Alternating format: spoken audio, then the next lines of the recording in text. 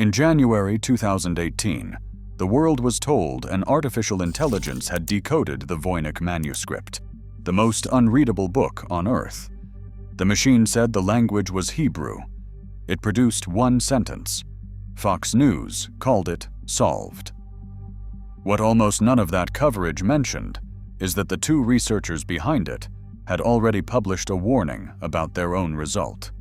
And while everyone argued about the 240 encrypted pages, the last page of that book sat in a Yale library, written in our own alphabet, in a German dialect, and still unreadable after 100 years.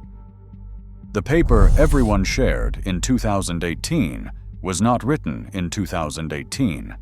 Bradley Hauer and Grzegorz Kondrak, both computer scientists at the University of Alberta, published it in a journal called Transactions of the Association for Computational Linguistics, Volume 4, in 2016. For 2 years it sat there, and almost nobody outside computational linguistics opened it.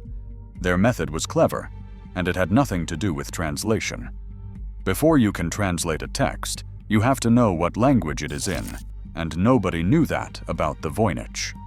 So they took the Universal Declaration of Human Rights, a document that exists in hundreds of official translations, and fed their algorithm 380 language versions of it. The algorithm learned what each language looks like as raw character patterns, the frequency of letters, which letters cluster together, how words tend to begin and end. They proved the method worked on texts where the answer was already known. Then they pointed it at 43 pages of the manuscript's handwritten script, sitting in the Beinecke Rare Book and Manuscript Library at Yale. They expected Arabic. The algorithm came back with Hebrew. Here is where a technical result turned into a global headline. Hauer and Kondrak added a second idea on top of the first. What if every word in the manuscript is a real Hebrew word, with its letters rearranged into alphabetical order and the vowels dropped? Scramble a word that way, and it becomes unreadable to a human eye while its statistical fingerprint stays intact. A machine hunting for those fingerprints does not need to read anything. They ran the opening line of the manuscript through that assumption. Then, because they could not find a scholar of medieval Hebrew willing to check the output, they ran the result through Google Translate. What came back was this. She made recommendations to the priest, man of the house, and me and people. Kondrak told reporters the sentence was grammatical and that you could interpret it. That quote went everywhere. The Canadian press ran it. Global News interviewed him at his office in Edmonton. Fox News ran a version that got a basic detail wrong, reporting 400 languages instead of the 380 in the actual paper. For about a week, the oldest unsolved book in the world looked solved. Now go back to the paper itself, to section 5.4, where the authors grade their own work. They wrote that their results could be read either as clues pointing toward Hebrew, or simply as artifacts of the combinatorial power of anagramming and language models. In plain speech, that means when you are allowed to rearrange the letters of every single word however you like, you will eventually shake something readable out of pure noise, and you will have no way to tell the difference between a discovery and an accident. Kondrak said it even more directly afterward. We do not claim to have deciphered the manuscript. The medievalists were less polite. Damian Fleming, a scholar of medieval literature at Indiana University, Purdue University, Fort Wayne, mocked the finding publicly within days. And his objection was simple. You do not take 600-year-old scrambled text, run it through a tool built for the Hebrew spoken in Tel Aviv today, and call the output a translation. So the first message died, and the two researchers were not the ones who killed it. The coverage did that. And that is the part of this story that nobody follows up on. Everyone, the algorithm included, went after the pages written in the unknown script. page after page of animal skin parchment, bound in a plain, limp vellum cover, drawings of plants that match no known species, circular star charts and zodiac diagrams, rows of pharmaceutical jars, naked women standing in green pools connected by tubes. Historians have sorted the whole book into 6 sections, based purely on the pictures, because nobody can read the captions attached to them. The book is not hidden, by the way. The Voynich has photographed every page and put the whole thing online for free, and anyone can turn the leaves on a screen right now. Turn to the very last leaf of that book, catalogued at Yale as Manuscript 408, Folio 116 verso, and something changes. 4 lines of handwriting sit at the top of that page, and they are not in the strange script at all.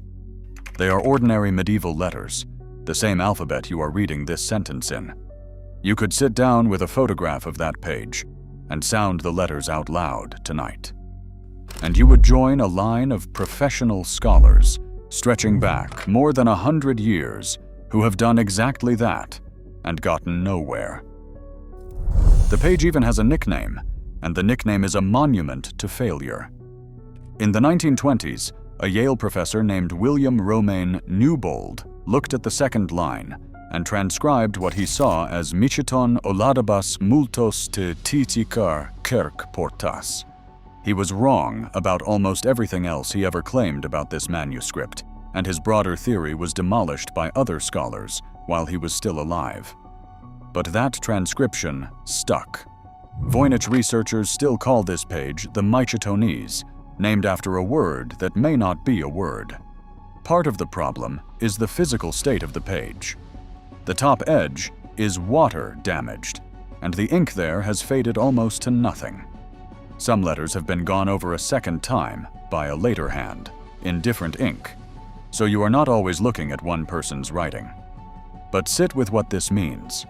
This is a page in the Latin alphabet, in a European hand, photographed at extremely high resolution, studied by professional palaeographers for a century. There is still no agreed reading of most of it. The disagreement is not even about what the words mean. Palaeographers cannot agree on which letters are physically on the page. The obvious objection is that this is just graffiti. A later owner scribbling in the back of a book he could not read, centuries after it was made. That would explain everything, and it would make this page uninteresting. In 2009, a materials analysis firm called Macrone Associates tested the manuscript for the Voynich library. They took ink samples from across the book under a microscope and separated out 4 distinct inks. The page numbers were written in a high iron ink. The quire numbers used a high carbon ink. The Latin alphabet written on the very first folio used another. Sample number 16 came from this last page. It did not separate out. The marginalia ink fell into the same iron gall group as the main text, and the report concluded that the writing and drawing inks throughout the book were most likely made contemporaneously. Be careful with what that does and does not prove, because this finding gets overstated constantly. The analysts themselves wrote that they tentatively conclude. And the Voynich researcher Nick Pelling has made the sharpest objection to the overreach, pointing out that the paleographic complexity of this one page could never be settled by a single ink sample. But the direction of the evidence is clear enough. There is no chemical reason to treat this page as a stranger's later scribble. So what do the 4 lines actually say? Almost every serious reading agrees on 3 fragments, and they are not what you would expect from the most mysterious book in the world. The word Palaeographer. In medieval German dialects, the letters B and P swap constantly, so Pax is Bach, a male goat, Bach's liver, goat liver, and that is a real ingredient in medieval medical recipes, not a joke. The word Maria. And in the final line, so nim, then take. That last fragment is the one that settles the language question. So nim is German, not Latin, not the mystery script German. A German instruction in a German hand, written into the back of a book that has resisted every professional cryptographer who ever opened it, including the codebreakers who worked on it after the Second World War. If you are finding this useful, subscribing genuinely helps this channel keep digging into stories like this one. Because the next detail on this page is the one that changes what kind of document we are actually looking at. Look at the two middle lines, and you notice something that is not letters at all. Small crosses, plus signs, sitting between the words. To a medievalist, those crosses are not decoration, and they are not punctuation. In a written prayer or a blessing, a cross tells the person reciting it exactly where to make the sign of the cross over themselves. The crosses are stage directions for a ritual. Then there is one more mark. At the end of the second line stands a single capital letter N, standing alone. Cohen Guyens, whose glyph-by-glyph study of this page compared its letter forms against a corpus of other medieval manuscripts, points out what a lone N does inside a medieval formula. It marks the slot where you insert the name of the person you are performing the ritual on. Put those together. Crosses telling you when to bless yourself. A blank space where a person's name goes.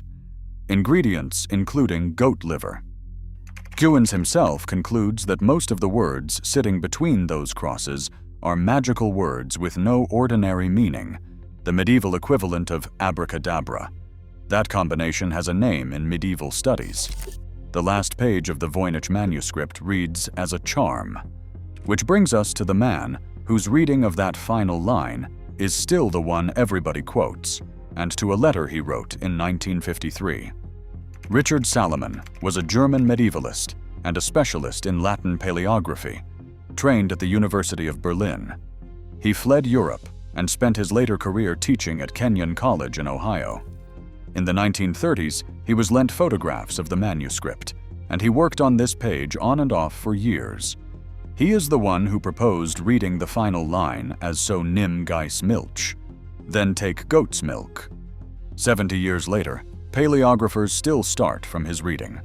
On the 29th of April, 1953, Salomon wrote a letter to Anne Nill, who had been Wilfrid Voynich's assistant and who handled the manuscript for decades after his death. He told her that the heap of notes and jottings he still kept only proved that he had not solved it. And he used one word about himself: defeat. The best qualified reader this page ever had, working in his own alphabet and his own native language, put it in writing that he had lost. There is a complication here, and the honest version of this story includes it.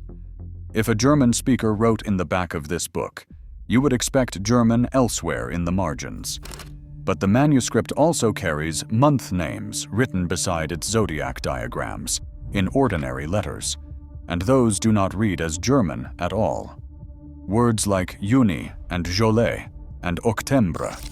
René Zandbergen, who has documented this manuscript's history more thoroughly than almost anyone alive, argues those forms point to northern France, and the late linguist Stephen Bax reached similar conclusions before his death. Zandbergen has separately matched the hand on our last page to a German manuscript from 1440, noting that its scribe also writes the letter D as a figure 8, exactly the way this page does. There is a reason this matters beyond trivia. If one person wrote both the German charm and the French month names, we are looking at a traveler or a scholar working across borders, and that narrows down enormously who could have owned this thing. If two people wrote them, the last page tells us about a reader, not about the author. So the margins of this one book appear to contain both a German hand and Northern French vocabulary. That is either two different annotators or one person moving between languages. Nobody has resolved it, and any video that tells you the case is closed is selling you something. The most recent development came in September 2024, and it involved photographs that had been taken 10 years earlier. Back in 2014, a team specializing in recovering damaged manuscripts photographed 10 selected pages of the Voynich under multiple wavelengths of light, including infrared and ultraviolet, a technique that can lift faded ink out of parchment that looks blank to the naked eye. Our last page was one of the 10. Then the images sat unpublished for a decade. Lisa Fagan Davis, the executive director of the Medieval Academy of America, and the palaeographer whose scribal analysis concluded that 5 different hands wrote this manuscript, obtained access to those images and released them publicly in 2024. In one margin, she identified a string of Roman letters that appear to be somebody's early attempt at decipherment, written by a reader who has been dead for centuries. What the imaging did not do is settle the reading.